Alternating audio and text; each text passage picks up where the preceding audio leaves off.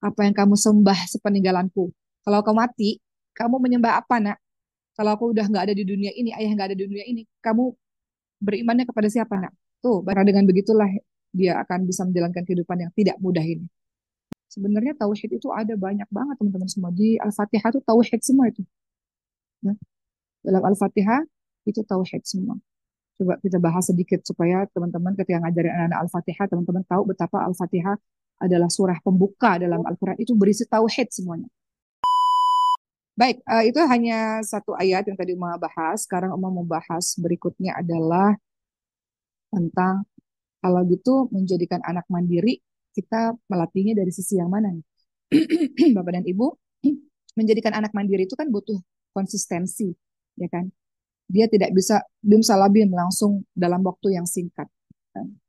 Eh, Anak-anak yang Allah titipkan kepada kita, kelak akan punya kehidupan sendiri, ya kan? Gak selamanya dia bersama dengan kita.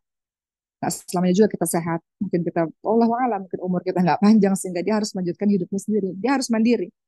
Dan tentu pendidikan kemandirian ini nggak bisa dalam waktu yang pendek. Dibiasakan sejak dini. Eh, Apa yang harus kita ajarkan? Dari sekian banyak hal yang harus kita ajarkan, mungkin Uma bagi cuma tiga aja pada hari ini. Pertama, dan Uma akan detailkan ini. Pertama, bekal untuk kemandirian anak adalah ilmu agama. Itu pertama. Kenapa? Karena nilai-nilai Islam ini sangat penting karena dia akan menjadi fondasi dalam kehidupan anak, dalam dia menangani masalah yang akan ditemukan suatu hari nanti dalam kehidupan. Teman-teman lihat surah Al-Baqarah ayat 133. Teman-teman tahu, Masya Allah ya, di dalam Quran, Umar sudah pernah bahas sebelumnya. Di dalam Quran itu paling banyak pendidikan ayah pada anak loh. Bukan ibu pada anak, ayah pada anak. Banyak banget.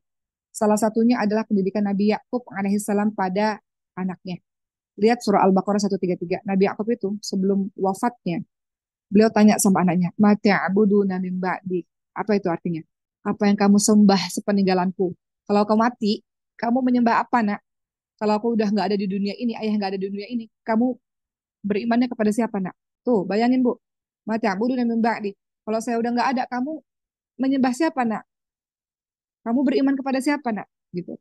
Artinya apa? Ayah ini sampai sebelum wafatnya aja masih mikirin ini anak harus kuat akidahnya, harus kuat tauhidnya, harus besar cintanya pada Allah Subhanahu wa taala. Karena dengan begitulah dia akan bisa menjalankan kehidupan yang tidak mudah ini. Maka anak-anaknya Nabi Yakub alaihissalam mengatakan, kami akan menyembah Tuhanmu, ya Nabi Yakub. Tuhan nenek moyangmu, kami akan menyembah Tuhannya Ibrahim, Tuhannya Ismail, Tuhannya Ishak, yaitu Allah Subhanahu wa taala, dan kami hanya tunduk dan patuh kepadanya. Jadi jangan sampai nih kita meninggal dunia, anak kita berpaling kemana-mana. Hanya karena kita nggak kuat dalam menanamkan fondasi agama. Makanya kita harus ngajarin tauhid. Nah, makan bahas pada hari ini. Gimana ngajarin tauhid pada anak-anak di usia dini? Sebenarnya tauhid itu ada banyak banget teman-teman semua. Di Al-Fatihah itu tauhid semua itu. Nah, dalam Al-Fatihah itu tauhid semua. Coba kita bahas sedikit supaya teman-teman ketika ngajarin anak-anak Al-Fatihah, teman-teman tahu betapa Al-Fatihah adalah surah pembuka dalam Al-Quran. Itu berisi tauhid semuanya. Dalam Al-Fatihah itu ada kalimat Alhamdulillahirabbil alamin. Itu tauhid. Apa itu? Segala puji bagi Allah, Tuhan sekalian alam. Tuhan pencipta alam semesta, itu tauhid. Jadi tauhid itu adalah penegasan bahwa Allah Subhanahu wa taala adalah yang menciptakan semuanya. Allah menciptakan alam semesta, Allah menciptakan mata, hidung, tangan, kaki, semuanya Allah yang menciptakan. Nah, aplikasinya gimana dalam kehidupan sehari-hari berdasarkan ayat ini? Umar cerita, pernah cerita juga pada ibu dan bapak semuanya. Pada suatu ketika Maryam mengatakan begini, Maryam hebat kan? Maryam dapat nilai 100 nih matematikanya.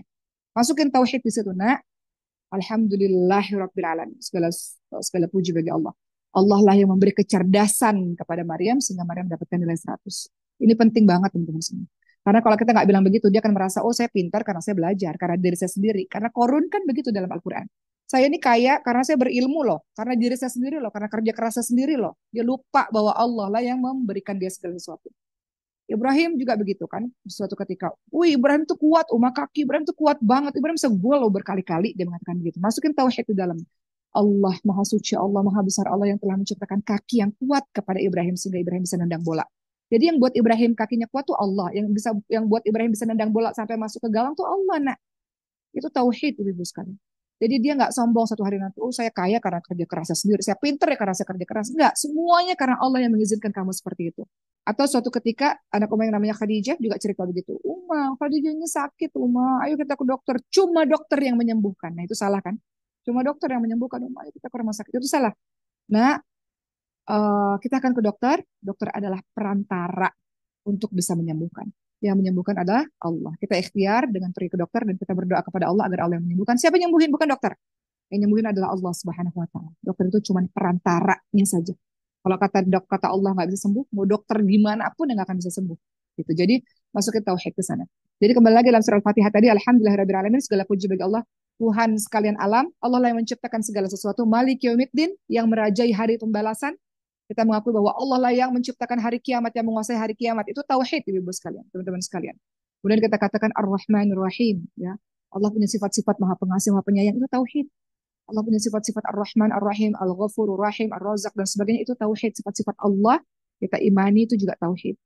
Kemudian kita katakan iyyaka na'budu wa iyyaka nasta'in. Ini tauhid. Hanya kepadamu Allah kami beribadah. Hanya kepadamu ya Allah kami meminta pertolongan. Itu tauhid. Tauhid yang diaplikasikan dalam kehidupan tadi ya. Hanya kepadamu ya Allah kami minta pertolongan. Khadijah, kalau Khadijah sakit, bilang sama Allah, ya Allah, ya Allah. Khadijah sakit, sembuhin ya Allah. Jadi lisan pertama kali bukan dokter, dokter. Enggak, Allah, Allah, sembuhin Allah, Allah, sembuhin Allah gitu. Termasuk kita juga nih, ibu bapak sekalian, ibu lah khususnya ya. Kalau kita lagi butuh sesuatu, beli garam aja kalau kita nggak punya duit beli garam, ya Allah, larinya ke Allah dulu. Ya Allah, beli garam terwasilah, tiba-tiba suami ngasih duit belanja tambahan itu wasilah gitu. Tapi mintanya dulu sama Allah. Itu tauhid teman-teman semuanya. Tauhid. Kalau kita lihat surah Al-Ikhlas itu membahas tentang tauhid. Al-Ikhlas. A'udzubillahi minasyaitonirrajim. Allahu ahad, Allahus samad, lam yalid wa lam yulad wa lam yakul lahu kufuwan ahad. Dialah Allah yang Maha Esa. Allah lah yang menjadi tempat bergantung. Allahus samad. Allah tempat bergantung, nggak beranak dan tidak diperanakkan dan tidak ada seorang pun yang setara dengan Allah SWT. Jadi itu semuanya tentang tauhid. Jadi belajar tauhid itu ilmu agama untuk anak-anak kita berkorelasi nggak dengan kemandirian? Iya berkorelasi. Supaya dia nggak bergantung sama orang. Karena kalau kita nggak ngajarin tauhid, dia akan tunduk takluk patuh dengan orang-orang tertentu, dengan orang-orang kaya, dengan orang-orang yang punya jabatan tinggi. Dia tunduk ke situ tuh. Nggak boleh. Kita nggak ngelatih anak-anak kita untuk tunduk pada sesuatu. Engkau sopan, santun, iya nak. Engkau baik sama orang, iya nak. Tapi tundukmu hanya kepada Allah Subhanahu Wa Taala. Gitu. Jangan tunduk kepada yang lain-lain. Jadi ajarkan anak-anak mandiri, mandirinya dia nggak, dia iya betul manusia nggak bisa hidup tanpa pertolongan orang lain, tapi yang harus pertama adalah Allah, Allah dulu yang paling banyak di lisan. Jadi kita mulai aware nih di telinga kita. Anak kita kalau ada apa-apa ngomong nggak ya Allah, Allah, Allah. Nah itu dia akan lihat anak-anak kan seperti spons, anak-anak usia dini kan seperti spons, menyerap apapun yang dia lihat, apapun yang dia dengar ya kan. Nah kalau dia lihat dan dengar orang tuanya apa-apa Allah, Allah, Allah, Allah, Allah, Allah, dia pasti ngikut. Gampang banget anak-anak itu, dia pasti ngikut. Dia akan bilang, ya Allah, ya Allah, ya Allah, ya Allah. Dia pasti akan apa-apa Allah. Maka gemakan kalimat Allah itu sehari-hari dalam kehidupan anak-anak kita, insya Allah. Begitu ya, teman-teman semua. Uh, ada sebuah hadis dikatakan dari Jundub bin Abdullah, ia berkata, kami dahulu bersama dengan Nabi Muhammad SAW saat kami masih anak-anak yang mendekati balik, masih anak-anak, usia anak-anak. Kami mempelajari iman sebelum mempelajari tentang berbagai macam ilmu. Setelah itu barulah kami mempelajari ilmu, mempelajari Al-Quran dan sebagainya sehingga bertambahlah iman kami. Jadi pertama itu belajar iman dulu, belajar tauhid dulu, belajar tentang betapa Allah itu satu-satunya dalam kehidupanmu. Bahwa engkau nggak akan bisa hidup tanpa bersama dengan Allah Subhanahu Wa Taala. Itu ya teman-teman semua, itu yang dimaksud dengan mengajarkan anak-anak kita tentang perkara-perkara tauhid. Ajarkan nak, masya Allah, apa ya? Cantiknya nak, ciptaan Allah ini nak. Libatin aja kalimat-kalimat Allah. Ciptaan Allah ini cantik banget nak. Ya Allah, tulisannya bagus sekali sayang. Allah menciptakan tangan ini dan menciptakan kecerdasan sehingga kamu bisa seperti ini itu tauhid. Jadi dalam selipin-selipin aja teman-teman sekalian, selipin-selipin. Masya Allah nak, apa? Saat ini sudah bisa gambarnya bagus sekali. Allah yang membuat tanganmu bisa bergambar seperti ini. Alhamdulillah. Gitu. Jadi itu hal-hal sederhana, tapi akhirnya mereka tahu bahwa harus melibatkan Allah dalam kehidupan sehari-hari. Jadi begitu ya teman-teman semua. Jadi melatih anak mandiri adalah dengan pertama ilmu agama. Itu penting banget. Kenapa? Manfaatnya adalah kenapa kita mengajarkan anak-anak kita tentang tauhid. Karena tentu saja seiring berjalannya waktu nanti ke depannya dia akan mengalami dan mendapatkan kehidupan yang susah. Tapi kalau dia punya Allah, hidupnya akan baik-baik saja. Kata Allah, wala tahinu wala tahzanu wa antum a'launa in kuntum mu'minin. Jangan lemah, jangan sedih. Sesungguhnya engkau orang-orang yang beriman. Karena itu kau ditinggikan derajatnya. Kalau dia punya Allah, nggak kenapa-napa. Uma cerita sedikit, ada seorang ibu yang mengatakan, anak saya penyakit parah ya, ada kanker dan meninggal dunia. Beliau katakan, saya juga pengen bunuh diri. Karena untuk apa saya hidup kalau anak saya udah nggak ada? Terus dia katakan, untung pada saat mau loncat dari lantai rumah sakit ya. Beliau katakan, untung saya ini orang Islam, untung punya Allah. Pas mau loncat ingat ada Allah, Allah, Allah, Allah, Allah. Jadi dia nggak jadi, kata beliau. Nggak tahu deh kalau nggak punya Allah, gimana kehidupan saya gitu. Samalah kita sekarang usia-usia dewasa seperti ini, ada banyak hal yang kita ngerasa berat banget kan, teman-teman semua. Kita nggak kuat kalau kita melakukannya seorang diri. Kita akan kuat dan baik-baik saja karena kita bersandar dengan yang maha kuat. Siapa itu? Allah Subhanahu Wa Taala. Maka penting sekali untuk belajar tauhid, melibatkan Allah dalam setiap kehidupan kita. Kenapa? Karena ini bukan hanya sekedar urusan ibadah saja, urusan diterimanya amal saja, atau urusan masuk surga harus bertauhid, enggak, tapi juga menyebabkan kehidupan kita menjadi tenang, nggak takut pada apapun, nggak khawatir terhadap apapun. Anak-anak kita bisa mandiri, dia tenang, dia tegak langkah menjalankan kehidupan ini, walau suatu hari nanti udah nggak ada kita, karena dia tahu dia nggak sendirian, dia bersama dengan Tuhannya yang sangat mencintainya, yang mencintainya lebih daripada orang tua mencintainya, yang bisa menjaganya lebih daripada orang tua yang menjaganya. Gitu. Jadi itu perkara tauhid. Itu yang menjadi poin pertama kalau kita mengajari anak-anak kita perkara mandiri. Berikutnya apalagi kita beranjak kepada poin kedua, kalau kita mau ngelatih anak-anak kita jadi anak-anak yang mandiri, poin yang kedua yang ingin saya sampaikan adalah biasakan anak-anak kita untuk melakukan pekerjaan-pekerjaan rumah sesuai dengan usianya. Rasulullah Shallallahu Alaihi Wasallam adalah seorang suami yang kita kenal membantu pekerjaan rumah istrinya. Jadi kalau selagi masih bisa dikerjain sendiri, ya dikerjain sendiri. Berbiasa mandiri, karena dari kecil lihat piatu. Jadi mau nggak mau segala sesuatu harus dikerjakan sendiri. Sehingga ketika sudah dewasa, ya mengerjakan segala sesuatu sendiri. Nah pertanyaannya, ngelatih apa nih?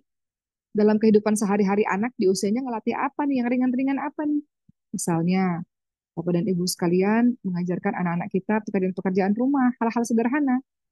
Eh, di rumah Uma misalnya, sekarang di Mesir nih ya, Uma bersyukur juga sih di Mesir teman-teman semua, karena kita nggak punya apa ya yang ngebantuin sebanyak yang ada di Indonesia.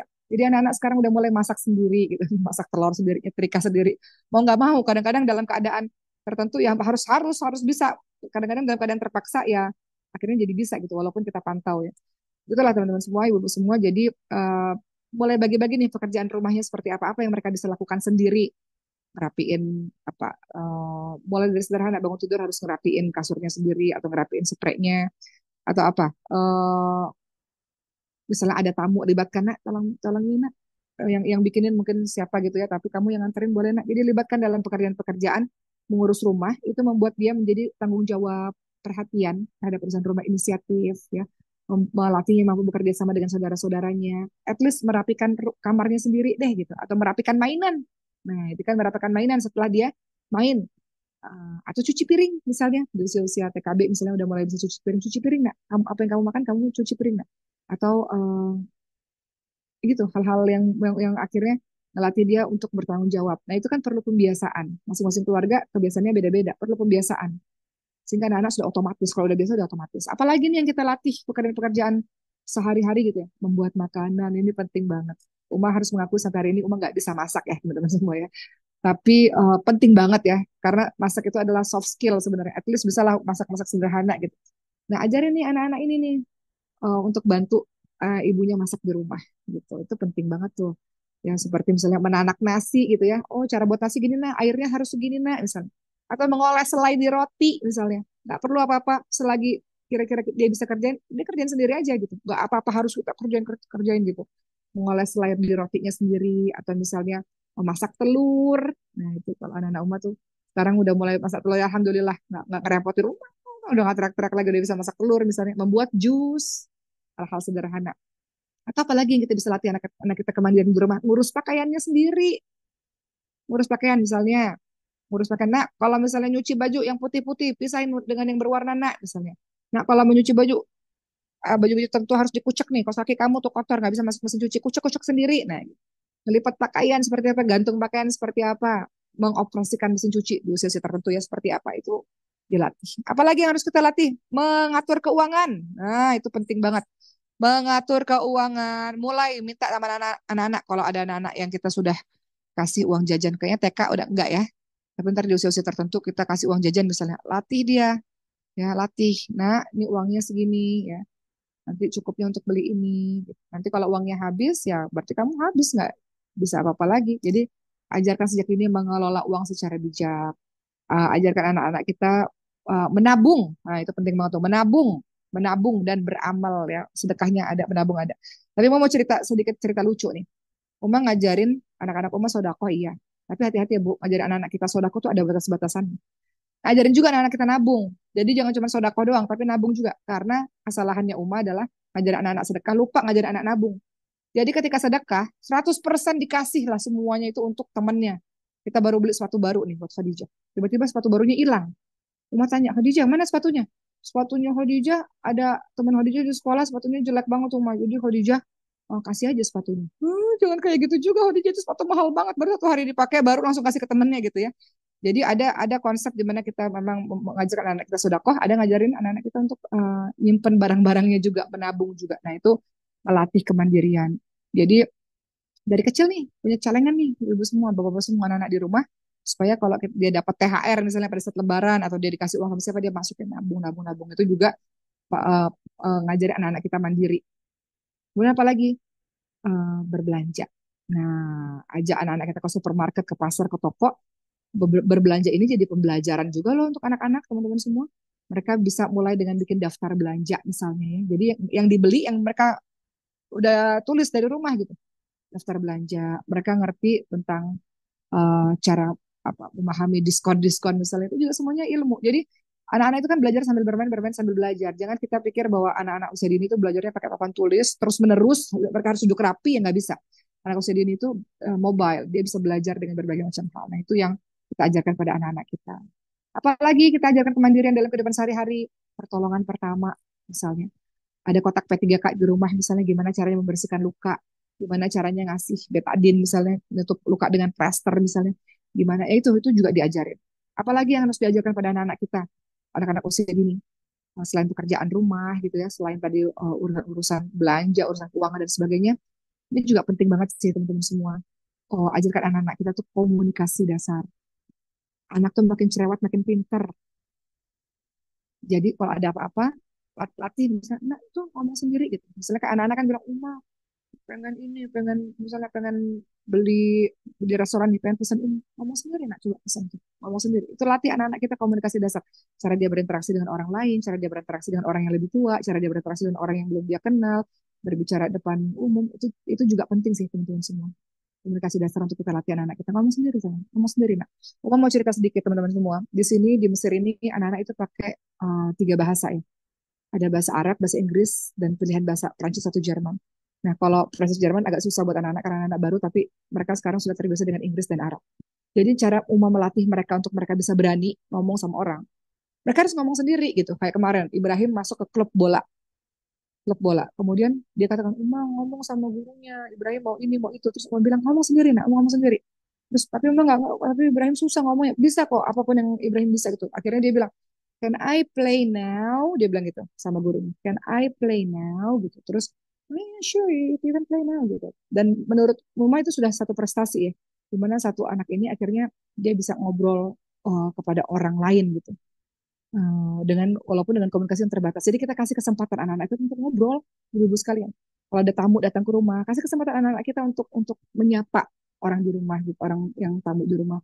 Kasih kesempatan anak-anak kita untuk ikut apa ngobrol itu penting karena itu komunikasi dasar untuk mereka terbiasa berbicara dengan banyak orang gitu. Banyak lah ya. Kemudian time management itu juga penting banget, time management. Dorong anak kita untuk menghargai waktu ya, biasakan selalu aktivitasnya tepat waktu. Anak-anak yang terbiasa sibuk misalnya, nah kamu sekolah sampai jam segini nanti abis ini ada ekskul ya nak. Nah abis ekskul pulang ke rumah makan siang terus tidur siang nak. Nanti tidur siang sore boleh main gitu atau sore ada les nah, terserah gitu. Malam nak maghrib waktunya ngaji sayang. Nah itu semuanya akan tertib kalau sudah dibiasakan gitu teman-teman semua dan masih banyak lagi. Jadi poin kedua yang Uma bahas pada hari ini adalah melatih kemandirian anak adalah biasakan anak untuk melakukan pekerjaan rumah sesuai dengan usianya, dengan contoh-contoh yang sudah Uma berikan tadi dan beberapa ilmu-ilmu dasar yang harus mereka kuasai. Terakhir, bagaimana cara melatih kemandirian anak? Asah juga skill yang dimiliki anak. Setiap anak itu punya skill masing-masing. Kalau kita lihat teori pendidikan ada namanya multiple intelligences ya, kecerdasan jamak. Ada anak yang kecerdasannya verbal. Dia jago banget ngomong, jago banget tulis, belajar bahasa cepat banget dia kecerdasan verbal. Uma pribadi punya kecerdasan verbal. Jadi Uma nggak ada masalah kalau belajar bahasa, ngomong, nulis tuh nggak ada masalah. Tapi Uma nggak punya kecerdasan logika matematika tuh kalau ketemu sama angka-angka, fisika, matematika itu nggak bisa tuh. Jadi ada anak-anak yang punya kecerdasan logika matematika. Ada anak-anak yang punya kecerdasan musik, dengar-dengar beat musik bisa, kalau korelasinya dengan Quran, baca Qurannya merdu, itu kecerdasan musik. Ada anak-anak yang punya kecerdasan interpersonal. Oh, temennya banyak di mana-mana, ceria, bisa bersama dengan teman-temannya, bisa beradaptasi dengan mudah. Ada anak-anak yang punya kecerdasan intrapersonal ya. Ada anak-anak yang punya kecerdasan spasial ruang. Ada anak yang punya kecerdasan, apalagi kecerdasan logika matematika tadi udah ya. Kecerdasan naturalistik. Dia suka hewan-hewan, dia suka alam, dia suka pokoknya kalau sentra bahan alam dia paling aktif gitu. Kemudian apalagi macam-macam. Ada 9 kecerdasan manusia dan biasanya menonjolnya tuh 2 sampai 3 kecerdasan. Orang tua dan guru wajib menemukan anak kita ini skillnya di mana ya dan asahlah skill itu. Mohon izin sama cerita sedikit. Ayah Uma dari kecil tuh mantengin nih, ini anak-anak ini potensinya apa nih. Jadi Ricis, adik Uma itu, setiap kali sekolah itu selalu muridnya 25, dia ranking 23, ibu sekali. Selalu begitu. Dan kalau bagi rapot, ayah ibu Uma tuh udah nggak berharap ranking. Yang penting naik kelasnya udah alhamdulillah.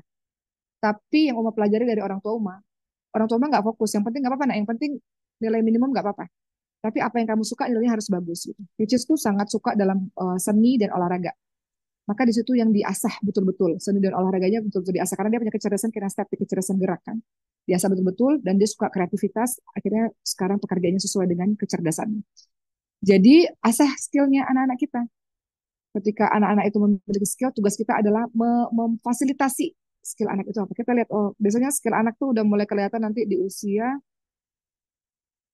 usia 7 tahun ya, udah mulai kelihatan usia-usia 7 tahun. Usia-usia TK memang masih mencoba segala macam hal.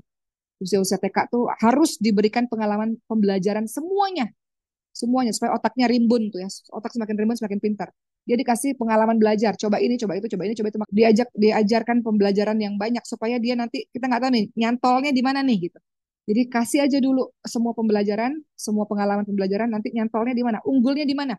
Ada anak yang unggul banget di bidang bahasa, nah fokus di situ tuh. Gitu. Ada anak yang unggulnya di bidang sains, fokus di situ. Ada anak yang unggulnya di bidang musik, bisa fokus di situ. Musik tuh nggak harus jadi pemusik ya teman-teman semua. Musik tuh berkorelasi dengan jadi Quran, menghafal Quran yang bagus gitu ya. Orang yang punya kecerdasan musik dia pintar dalam berbagai macam hal sebenarnya. Dalam musik kan dia belajar notasi gitu ya, belajar tempo dan sebagainya itu kecerdasan juga. Jadi biarkanlah anak-anak kita yang menentukan profesi mereka apa di kemudian hari. Tugas kita adalah menemukan potensi itu, memfasilitasi dengan pembelajaran-pembelajaran yang kita bisa, dukung mereka, doakan mereka. Mereka boleh kok jadi dokter, kayak jadi guru, kayak jadi satpam aja boleh. Jadi penyanyi, penulis, pedagang, pembisnis, profesi apapun silakan. Anak-anak kita asal tidak melanggar aturan agama dan aturan negara. Jadi asas skill anak-anak kita eh, bahkan Rasulullah SAW itu ingatkan, kalau kita lihat ya, Rasulullah dan para sahabat-sahabatnya itu memang berdagang ya teman-teman semua. Jadi berdagang itu bisa jadi salah satu pilihan anak-anak kita dilatih juga entrepreneurnya dari dini berdagang. Umat pribadi memilih ya kita pendidik gitu ya, cuman ada sebagian anak yang Umat orientasikan untuk jadi pedagang gitu, untuk jadi pembisnis gitu, supaya bisa membantu urusan dakwah gitu. Nah, Umat sedikit menyampaikan teman-teman semua gimana, kenapa kita harus latih anak-anak kita punya skill. Perempuan laki-laki sama aja. Memang kalau perempuan ini memang kehidupannya dibiayai oleh ayahnya, nanti nikah dibiayai oleh suaminya. Tapi kan kita nggak pernah tahu Bapak dan Ibu sekalian, kelak suaminya meninggal dunia, Bapak meninggal dunia, atau mungkin sakit, mungkin nggak bertanggung jawab atau apapun. Gimana kalau nggak punya skill? Uma izin cerita sedikit sebelum mau menutup pada pertemuan pada hari ini.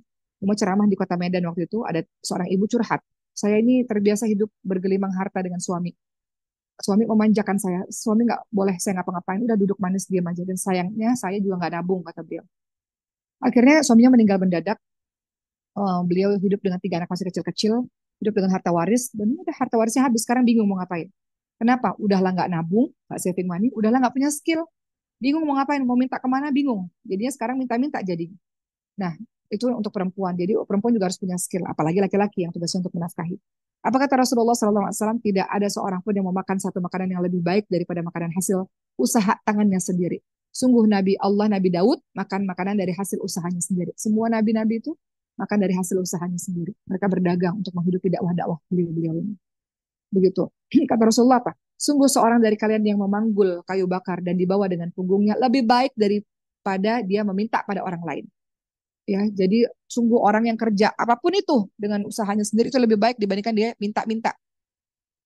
Jadi mental kemandirian itu menjadi satu karakter uh, yang harus kita bentuk lewat berbagai macam sisi, teman-teman semua. Salah satunya adalah dengan skill yang kita mau temukan, yang kita mau asah, yang kita mau sungguh-sungguh anak itu berhasil di situ. Jangan kita mau anak kita pintar semua bidang tuh nggak ada, ibu-ibu semua, teman-teman semua. Kita tuntut anak kita harus pintar di semua bidang, nggak bisa. Ikan, mau sampai kapanpun kita ajarin dia terbang, ya nggak bakal bisa terbang. Cuma selalu bilang ini, burung mau diajarin gimana pun dia bisa berenang dengan lihai, ya nggak bakal bisa berenang. Artinya apa? Artinya tugas kita menemukan, mengenali dia itu siapa, potensinya apa. Kita support apa yang kita bisa. Dan kita fokus di situ, nggak setengah-setengah, kita fokus.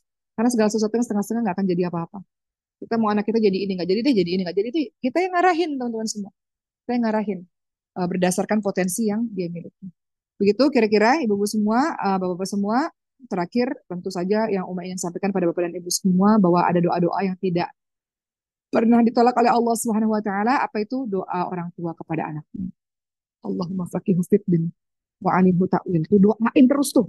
Setiap kali anak kita pergi sekolah sebelum tidur, tiup di ubun-ubunnya. Allahumma faqihu fiddin wa alimhu ta'wil. Doa terus. Atau Rabbi habli minas shalihin. Doa, doa, doa, doa. Maka orang tuh harus hafal. Boleh doa pakai bahasa Indonesia boleh, tapi afdal terbaik itu doa yang diajarkan Allah di Quran maupun di sunnahnya Nabi Muhammad SAW. Kemarin Maryam bilang gini, Umar, apa sih artinya Allah mafakir fiddin wa alihu ta'wil? Kenapa sih doa-doa itu terus supaya Maryam cerdas ya? Itu doa yang diajarkan Rasulullah SAW supaya Maryam bisa jadi anak yang cerdas. Jadi selalu doa. Setiap kali kita nganterin anak kita sekolah, sebelum kita meninggalkan dia atau kita berpisah dengannya, doa. Ketika kita jemput anak kita, doa. Ketika dia sebelum tidur bersama dengan kita, doa. Gitu. Ibu sekalian, Bapak sekalian. Doa, hafalin doa-doa yang sudah diajarkan oleh Rasulullah dan Allah Subhanahu wa Ta'ala. Dengan doa itu, insya Allah mudah-mudahan anak kita tumbuh dalam dalam versi terbaiknya berdasarkan apa yang kita usahakan, insya Allah. Sekian dari Umar, terima kasih. Umar serahkan kepada moderator. Wabillahi taufiq wal hidayah. Wassalamualaikum warahmatullahi wabarakatuh.